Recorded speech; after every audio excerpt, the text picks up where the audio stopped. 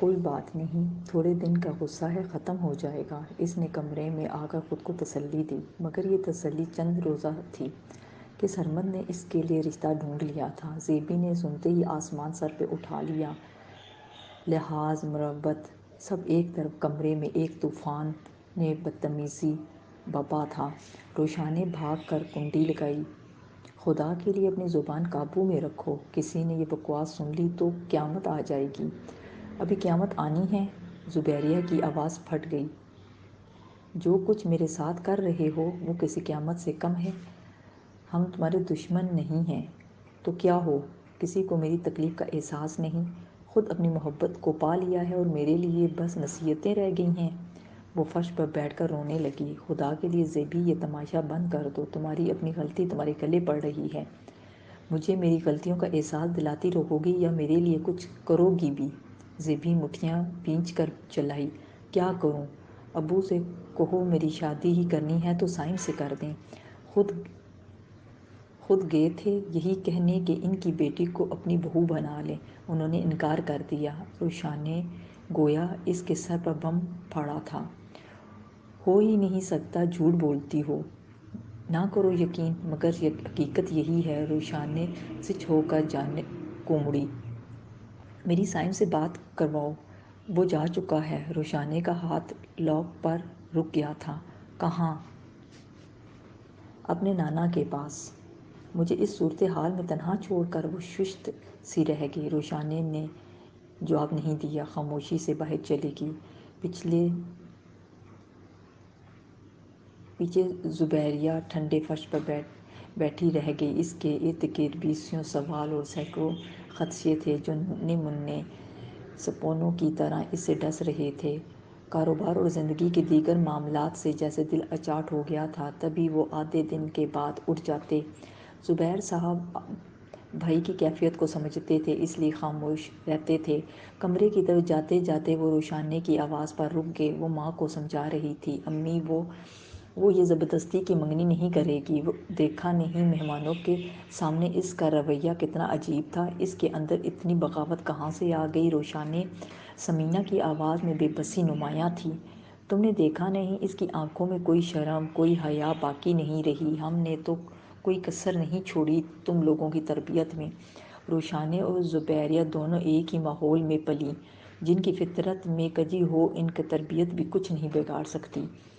ساجدہ کی آواز بہت مدھم تھی، انہیں بامشکل الفاظ سمجھ میں آئے۔ امی، یہ وقت ان باتوں کا نہیں۔ روشانے کے لہجے میں جھنجھلاہٹ نمایاں تھی۔ اگر اس نے اپنے سسرال والوں کے سامنے رنگ پہننے سے انکار کر دیا تو میں اپنے ہاتھوں سے اس کا گلا دبا دوں گی۔ کچھ یہی خدشات بڑے بھائی نے بھی سامنے رکھے تھے۔ سوچ لو سرمد، کیا ایک انگوٹھی اس کا راستہ روک سکے گی؟ تو ٹھیک ہے، منگنی کی جگہ نکاح کر دیتا ہوں۔ وہ اتنے حواس باختہ تھے کہ سمجھ نہیں آتا تھا کہ کریں تو کریں کیا۔ اچانک نکاح پر لوگ سوال نہیں کریں گے؟ انگلیاں اٹھانے سے تو بہتر ہے سوال ہی کر لیں۔ سرمد تلخ ہوئے۔ اپنے خیالوں سے چونک کر انہوں نے اندر کی آواز پر توجہ کی، پھر بے دلی سے ہٹ گئے۔ فائقہ کے نانا کی بیماری کا بہانہ بنا کر سائم کو لاہور بھیج دیا تھا۔ نہ چاہتے ہوئے بھی سائم کو جانا پڑا۔ نانا سے پیار بھی تو بہت کرتا تھا۔ ابا جی کو سمجھا دیا تھا، ابراہیم کی خود سمجھ میں نہیں آ رہا تھا یہ اونٹ کس کروٹ بیٹھے گا۔ بتا دیا تھا اسے کچھ دن روک لیں گے۔ فائقہ کا سر درد نہیں جاتا تھا۔ کہاں لا کھڑا کیا تھا اکلوتی اولاد نے، مستقبل، تعلیم، نیک نامی، سب کچھ داؤ پر لگا دیا تھا اس کمبخت نے۔ اس دوران زبیریہ کی منگنی یا نکاح ہو جائے گا تو شاید یہ لوگ ہار مان لیں گے۔ اللہ کرے سب ٹھیک ہو جائے۔ ابراہیم نے پیشانی سلائی، حالانکہ اس حالات پر پورا یقین انہیں بھی نہیں رہا تھا۔ یہ تمہاری ہونے والی سسرال سے سامان آیا ہے۔ بیڈ پر بیٹھی زیبی نے سر اٹھا کر سامنے پڑی چیزوں کو دیکھا۔ منگنی کا جوڑا، جوتے، جولری۔ وہ خاموشی سے انہیں دیکھتی رہی۔ سارا احتجاج، بھوک ہڑتال بیکار گیا۔ اسے ایک زبردستی کی زندگی جینے پر مجبور کیا جا رہا تھا۔ اس کے اندر نفرت کی لہر اٹھی۔ روشانے نے کچھ لمحے اس کے رد عمل کا انتظار کیا، مگر وہ خاموش تھی۔ شاید اس نے حالات سے سمجھوتہ کر لیا تھا۔ روشانے خوش گمان ہوئی۔ زیبی: ابو نے تمہارے لیے بہت اچھا فیصلہ کیا ہے، لڑکا بہت اچھا ہے، سسرال بھی زیادہ لمبا چوڑا نہیں، گھر میں صرف ماں بیٹا ہے، والد کی ڈیتھ ہو گئی ہے، بہنیں شادی شدہ، روپے پیسے کی ریل پیل ہے، تم پر زیادہ ذمہ داریاں بھی نہیں ہوں گی۔ زیبی کے ہونٹوں پر گہری چپ تھی۔ تم کچھ کہو گی نہیں؟ کیا کہوں؟ زیبی کے لہجے میں شائستگی نہیں، کچھ اور تھا۔ روشانی کی ریڑھ کی ہڈی میں سنسناہٹ ہوئی۔ زیبی: اچھی لڑکیاں ماں باپ کے فیصلے پر سر جھکا لیتی ہیں، اور میں اچھی نہیں ہوں۔ اس نے لیٹ کر بازو آنکھوں پر رکھ لیا۔ روشانی نے کچھ اور کہنے کو لب کھولے مگر زیبی پہلے ہی بول اٹھی۔ کیا تم مجھے کل تک کے لیے اکیلا چھوڑ سکتی ہو؟ اس کے سپاٹ لہجے پر روشانی نے خاموشی سے کمرہ چھوڑ دیا۔ دروازہ بند کر کے ڈپٹی تو سامنے کھڑے دانیال کو دیکھ کر چونک گئی۔ آپ یہاں کیا کر رہے ہیں؟ روشانی نے اس کے پاس آ کھڑی ہوئی۔ وہ ٹھیک تو ہے، مطلب کچھ گڑبڑ تو نہیں کرے گی؟ مجھے نہیں پتہ دانیال، روشانی بیزار ہو گئی۔ اچھی خاصی خوبصورت زندگی جیسے بدصورت کٹہرے میں گزرنے لگی تھی۔ کیا مطلب؟ تم اس کی بڑی بہن ہو؟ ہاں ہوں، لیکن اس کے ہر عمل کی ذمہ دار میں نہیں ہوں دانیال، وہ چڑھ کر بولی، پھر جھنجھلا کر وہاں سے چلی گئی۔ دانیال نے الجھ کر اسے جاتے دیکھا، پھر کمرے کے بند دروازے کو۔ اس بند دروازے کے پیچھے چٹاک بھر کی لڑکی کیا سوچ رہی تھی، کیا کرنے والی تھی، کوئی نہیں جانتا تھا۔ زیبی نے کھانا کھا لیا۔ سب لوگ بہت خاموشی اور بے رغبتی سے کھا رہے تھے۔ سرمد کے سوال پر چونکے۔ نہیں، جواب ثمینہ نے دیا تھا۔ پلیٹ بنا دو، میں لے کر جاتا ہوں۔ سب نے پھر حیرت سے ایک دوسرے کو دیکھا مگر کوئی کچھ نہ بولا۔ روشانی نے پلیٹ میں چاول بھرے، سالاد اور کٹلس رکھا اور اس کی طرف بڑھا دیا۔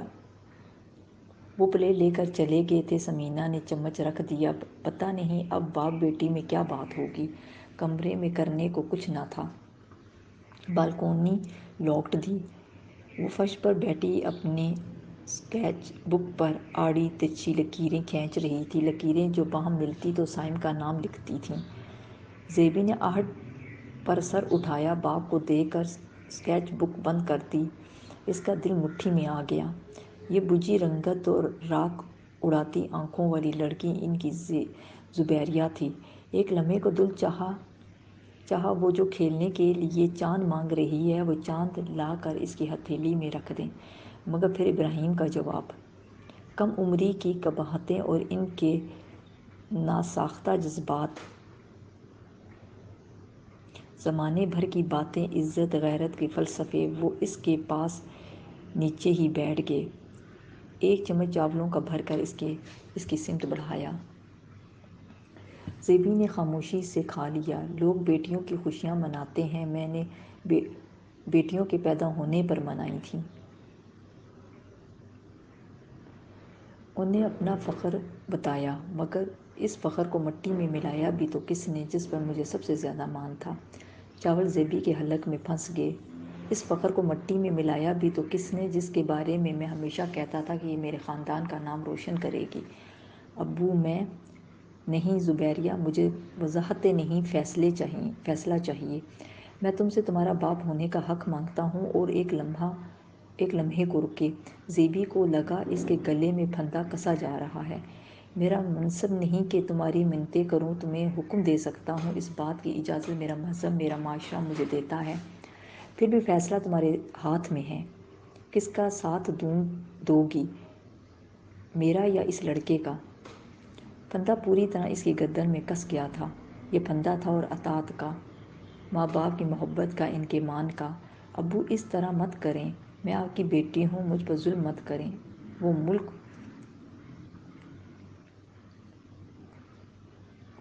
بول اٹھی۔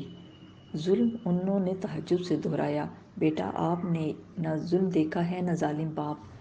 ظالم وہ ہوتا ہے جب ایک باپ اپنی اولاد کو صرف بیٹی سمجھ کر منہ پھیر لے، یا بیٹے کی چاہ میں دوسری شادی کر کے بیٹیوں کو فالتو سامان کی طرح گھر کے کونے میں ڈال دے اور وہ اپنی جائز ضروریات کے لیے بھی منتی کرتی پھریں۔ ابو، انہوں نے پلیٹ ایک طرف رکھ دی، اس کے سر پر ہاتھ رکھ کر اپنی طرف جھکایا اور پیشانی پر شفقت بھرا بوسہ دیا۔ زبیریہ ششت رہ گئی۔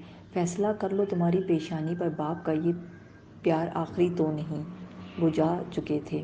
اس کی پیشانی پر باپ کا آخری پیار سلگنے لگا تھا۔ سرمد بیٹی کے کمرے سے نکلنے تو قدم من بھاری تھے، وہ قدم اٹھاتے تو دو پر رک جاتے تھے۔ پوری مضبوطی کے ساتھ فیصلہ سنا کر آئے تھے تو دل کیوں کانپ رہا تھا۔ بیٹی کی بجھی آنکھوں میں راکھ ہوتے خواب ویران چہرہ ہر فیصلے کو سیلاب کی طرح بہے جا رہا تھا۔ وہ نڈال سے ہو کر بیڈ پر سیدھے لیٹ کے سمینا نے دیکھا تو سوال کرنے کی بھی ہمت نہ ہوئی، اور اسی بے ہمتی میں رات بجھ گئی اور دن روشن ہو گیا۔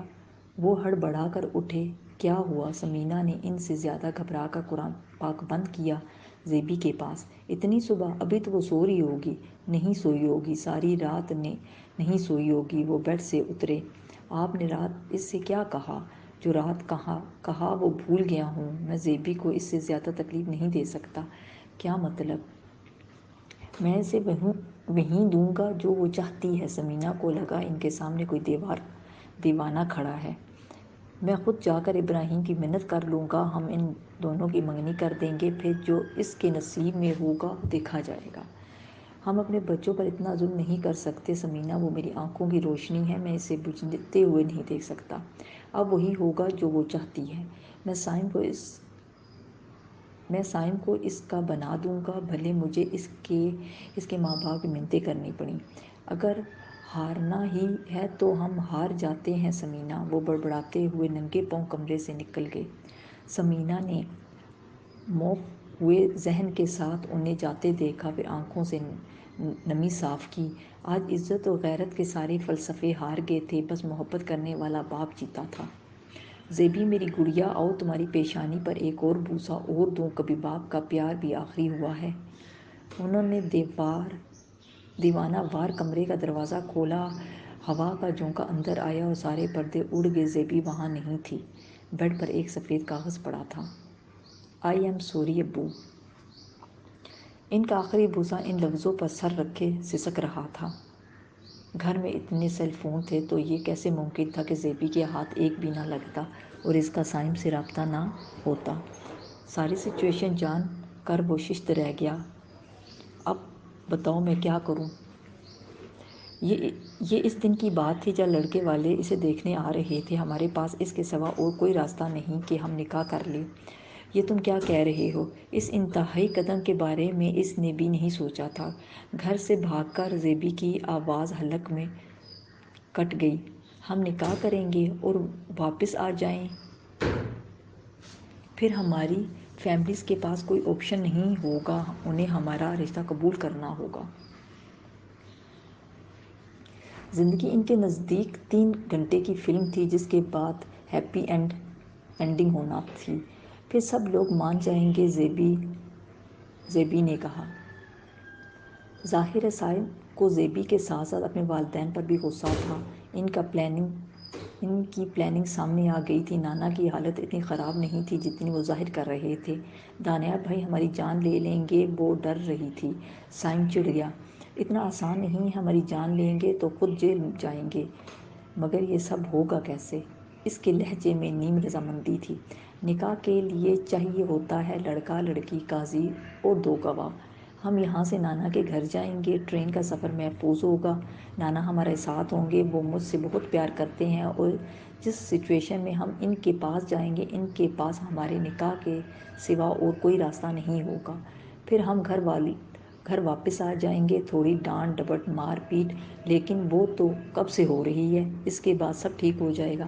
سائم نے جتنے یقین سے کہا تھا زیبی کو بھی لگا اس کے بعد سب ٹھیک ہو جائے گا، لیکن ایسا صرف اسے لگا تھا۔